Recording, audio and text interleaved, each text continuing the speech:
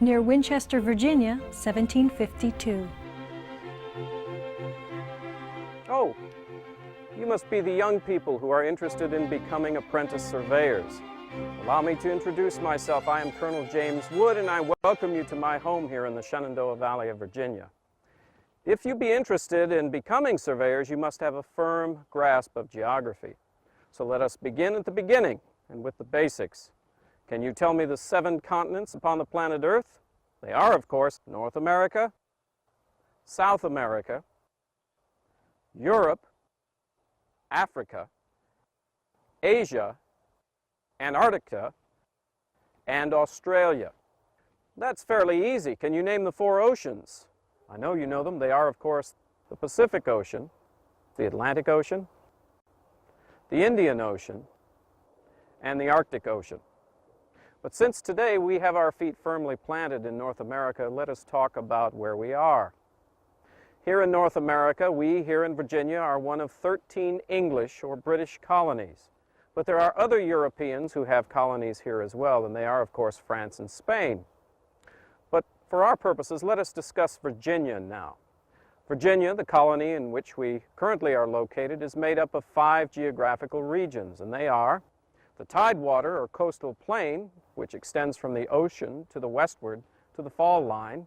From the fall line to the mountains, we have the Piedmont, the 2nd geographical area. Then the Blue Ridge Mountains, which make up the 3rd. Beyond the Blue Ridge, we have the Valley and Ridge, the Valley of Virginia, and the Appalachian Range. And lastly, to the far southwest, we have the Appalachian Plateau.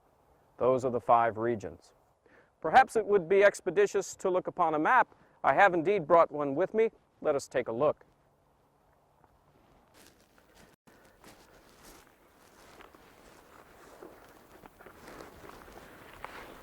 All maps contain certain basic information. All maps have names. The name of this map is John Mitchell's map of 1755. Besides having a name, maps also have a legend, as you see here, which explains the map and explains the symbols upon it. All maps also have a compass rose, which gives the directions north, south, east, and west. And as you see, there is also upon this map a grid system.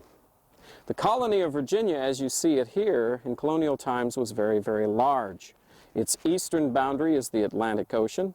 Here you find the Chesapeake Bay. The southern boundary of Virginia is North Carolina. The northern boundary in colonial times was the Great Lakes, and the western boundary the Mississippi. Today, several states share borders with Virginia, and they are North Carolina, as has always been, the modern-day states of Tennessee, Kentucky, West Virginia, and of course Maryland, our northern neighbor.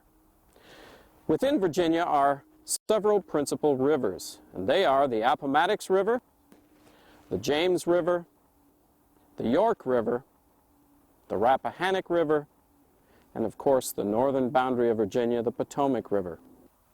Some of Virginia's oldest cities are along the fall line. The fall line is where Virginia's rivers come down from the Piedmont and enter the coastal plain or the Tidewater region.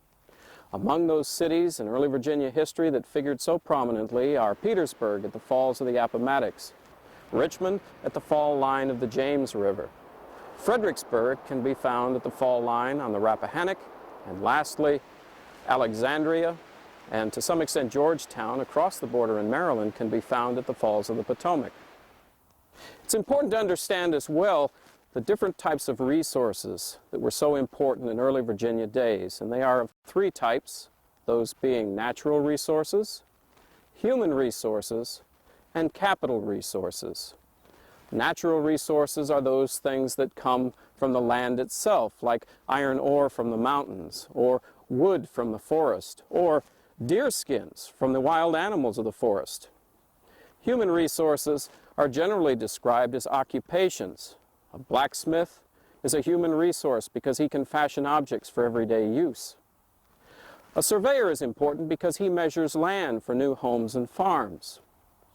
Capital resources are the tools that are used to make for a better life, and they can include a grist mill where grain is ground, or an axe for felling trees, or perhaps the surveyor's compass and chain. All of these are capital resources. That's enough of a lesson for today. If you decide that you wish to become a surveyor, you will find the study of geography essential. But even if you don't, you'll find geography an important and useful study in the course of your lives.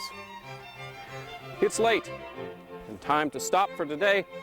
All of you should best meet me at my home, Glen Burnie in Winchester.